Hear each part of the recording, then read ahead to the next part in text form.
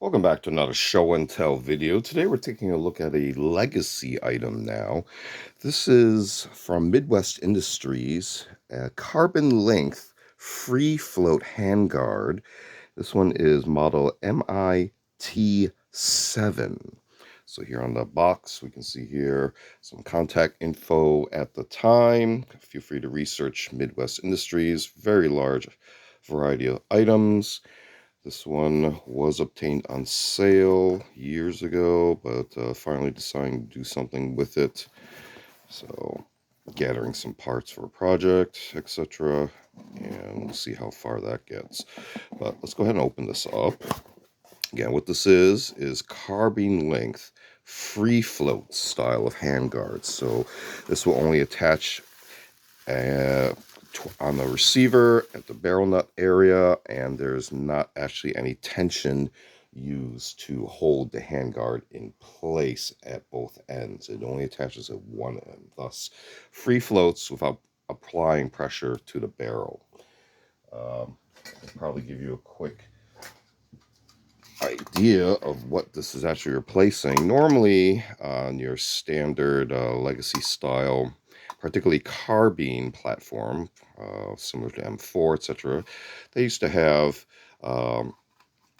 end caps, one on the receiver and one on the front sight post that is fixed to the barrel, and through springs, this usually forces the handguard set against the front sight post, thus providing enough tension to hold the two halves together and in place to prevent from sliding back and forth. The only problem with that is the amount of pressure that is applied to the front sight post area on a given M4 platform. So for example, this one has already been modified, but if we take a look, here is your delta ring, which again is under spring pressure. You can see that moving, but your front sight post area is fixed. If I remove the shield here, we should be able to see a little bit better. And fixed with these taper pins. Here's the cap against which the handguard would rest, and is pretty much locked in through tension here and here.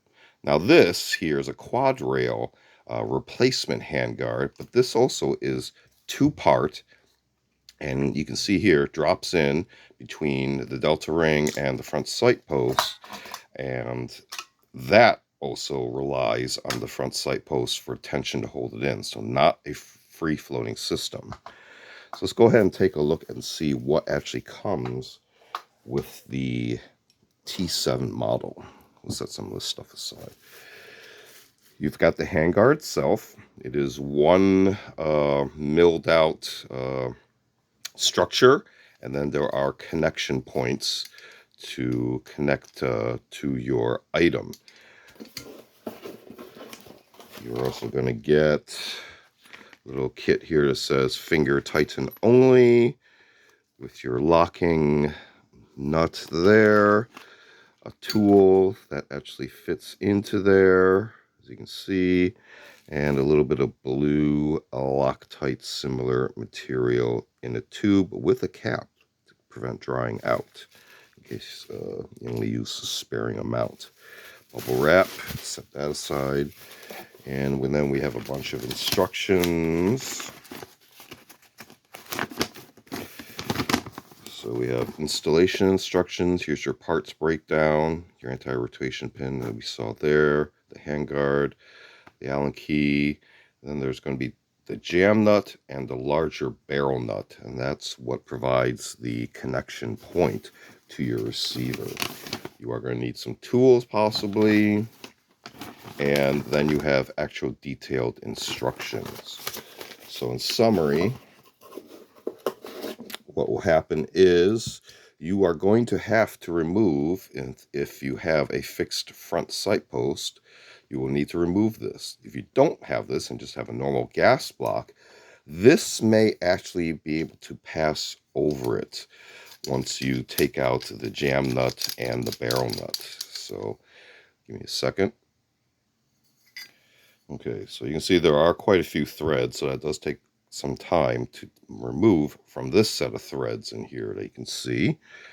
And again, you see the large diameter here, but always check your measurements, and that way you'll know whether or not your handguard will clear a low profile gas block.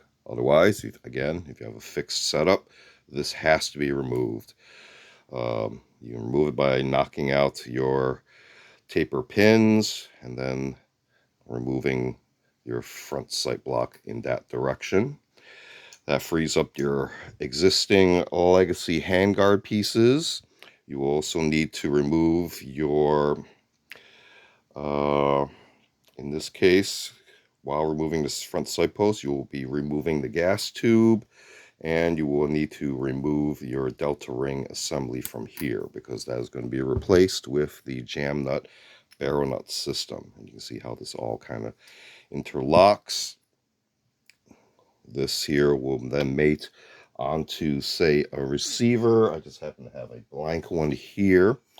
So you can see here, these threads will mate with those threads there. Right? And then this piece will go over and become your jam nut, but you will need to actually set that in the right location. For example, something like that. And then your handguard itself will also screw over everything as well. You can see where this is all going.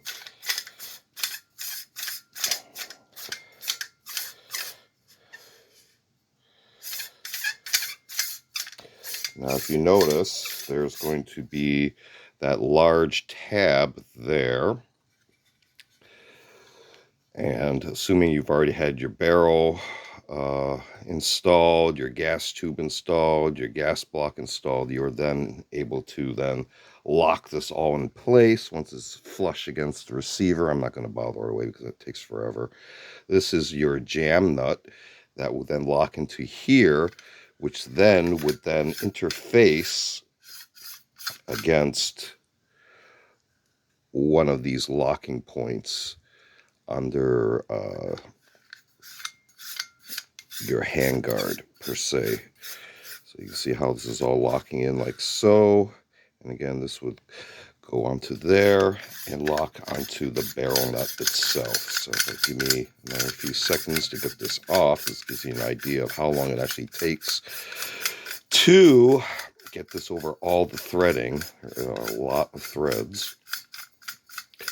And this is where your jam nut would reside, within one of these location slots here on the barrel nut. So a lot of interacting pieces, as you can see here, all to make sure this all locks into place, won't move around once it's installed, etc., and still remain free floating because you don't have any contact points here. Now, if you notice, there's a few other additional accessory points for this style of handguard that are here. I don't happen to have any of those, and this is a discontinued item, I do believe, but you may still find these out in the market. Another thing you may notice, you have your T top markings, R for right, L for left, and B for bottom as well. So that's pretty standard for your 1913 or Picatinny, slotted rail system style there. Here you can also see the Midwest Industries branding there. And give you another look at the edges, etc. But taking a very quick look at the MI-T7 carbine length free floating handguard from Midwest Industries. So a lot of these components want to roll off the table. Give you another look at the separate components.